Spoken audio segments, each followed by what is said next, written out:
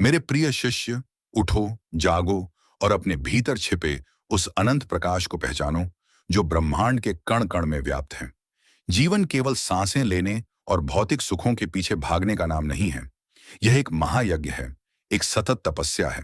तुम जो स्वयं को केवल एक सीमित देह, एक नाम या एक पद समझते हो, यह तुम्हारी सबसे बद्धी अविद्या है। तुम उस अविनाशी ब्रह्म का अंश हो जिसके लिए न कोई काल बाधा है, न ही कोई कर्म अजेय। देखो, प्रकृति का नियम देखो। सूर्य कभी उदास नहीं होता, नदियां कभी रुकती नहीं और वृक्ष कभी प्रतिफल की चिंता नहीं करते। वे अपने धर्म का पालन कर रहे हैं। तुम्हारा धर्म क्या है? तुम्हारा धर्म है पुरुषार्थ, अपनी क्षमताओं की पराकाष्ठा को छूना। तुम जो आज अपनी बाधाओं से घबरा रहे हो, याद रखो कि ये बाधाएं नहीं, बल्कि वे छेनी और हथौड़े हैं जो तुम्हारे भीतर के पत्थर को तराश कर एक पूजनीय प्रतिमा बनाने के लिए आवश्यक हैं। जब तक सोना अग्नि में नहीं तपता, वह आभूषण नहीं बनता। जब तक बीज मिट्टी में दफन होकर नहीं फटता, वह वट वृक्ष नहीं बनता। संघर्ष से क्यों भागते हो? संघर्ष ही वह अग्नि है जो तुम्हारे व्यक्तित्व के अशुद्ध तत्वों को जलाकर भस्म कर देगी और केवल तुम्हारे स्वरूप के स्वर्ण को शेष रखेगी। अपने मन की चंचलता को समझो। यह मन एक ऐसे अश्व के समान है जिसकी लगाम यदि तुम्हारे हाथ में नहीं है तो यह तुम्हें खाई में ले जाएगा। इंद्रियों के दास बनकर तुम कभी तृप्त नहीं हो सकते, क्योंकि इच्छाएं वैसी ही हैं जैसे अग्नि में घी डालना। वे शांत होने के बजाय और अधिक प्रज्वलित होती हैं। अतः अपने भीतर मौन का वास करो। जो मौन में अपने भीतर उतरता है, उसे ही ब्रह्मांड के सारे उत्तर मिलते हैं। यदि तुम अपनी परीक्षाओं में, अपने लक्ष्यों में या अपने कर्म क्षेत्र में कहीं भी अवरोध का अनुभव कर रहे हो, तो जान लो कि यह तुम्हारा अहंकार है जो परिणाम की चिंता कर रहा है। भगवान कृष्ण ने गीता में स्पष्ट कहा है, कर्मण्येवाधिकारस्ते मां फलेषु कदाचन। तुम बस अपना कर्म करो, अपना पूर्ण समर्पण अपने कार्य में झोंक दो। जब कार्य स्वयं में योग बन जाता है तो फल स्वयं चलकर तुम्हारे चरणों में आता है। क्या तुम जानते हो कि तुम्हारी शक्ति असीम है?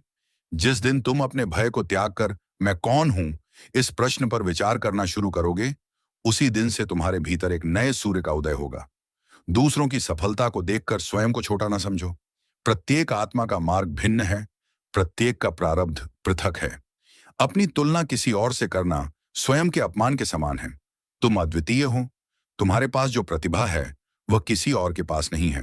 उस प्रतिभा को पहचानो, उसे मां की सेवा मानकर निखारो। यदि तुम विद्यार्थी हो तो तुम्हारा अध्ययन ही तुम्हारा तप है। यदि तुम कोई कार्य कर रहे हो तो उसकी बारीकियां सीखना ही तुम्हारी साधना है। आलस्य को अपने जीवन से ऐसे मिटा दो जैसे तेज धूप में ओस की बूंदें विलीन हो जाती हैं।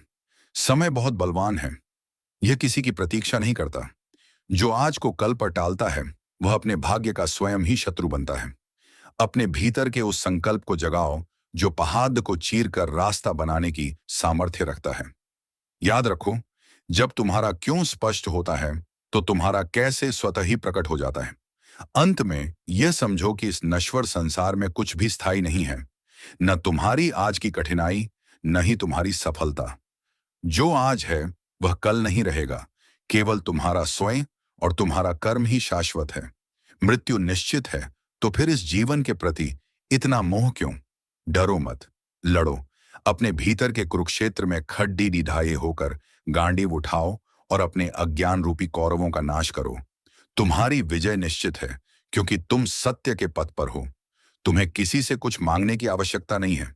तुम स्वयं ही दाता हो, तुम स्वयं ही भाग्य विधाता हो। बस अपनी आत्मा की आवाज सुनो, वह कभी गलत नहीं कहती। उठो, अपने मस्तक को ऊंचा करो और गर्व के साथ अपने जीवन के संग्राम में कूद पड़ो। ईश्वर का आशीर्वाद तुम्हारे साथ है, क्योंकि वह तुम्हारे भीतर ही है। तुम अकेले नहीं हो, तुम कभी अकेले नहीं थे। तुम्हारी यात्रा का हर पग ईश्वर का ही एक स्पंदन है। विजयी भव। क्या आप अपने किसी विशिष्ट लक्ष्य या वर्तमान संघर्ष के बारे में चर्चा करना चाहेंगे, ताकि हम उसे आपके आत्म विकास का आधार बना सकें?